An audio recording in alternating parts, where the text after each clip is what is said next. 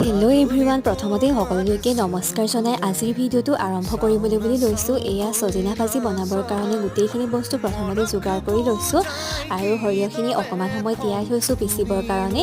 গোটেইখিনি বস্তু যোগাৰ কৰা হৈয়ে গ'ল। এতিয়া তেন্তে কেনেকৈ বনাওঁ অকণমান চাওঁ ব'লক। আপোনালোকেও ৰেচিপিটো বনাই চাব পাৰিব, বহুত চিম্পুল হয়। এয়া দেখিলেই নহয়, পিঁয়াজ দি পিনাই তেজপাতো দি দিলোঁ, হালধি আৰু নিমখটো জোখমতে দিয়া হৈয়ে গৈছে।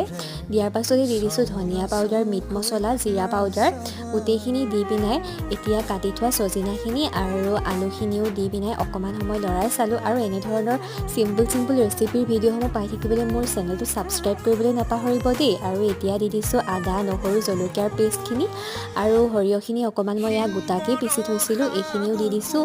আৰু অকণমান সিজিয়াৰ পাছতে এতিয়া দি দিলোঁ কণবিলাহী কেইটা।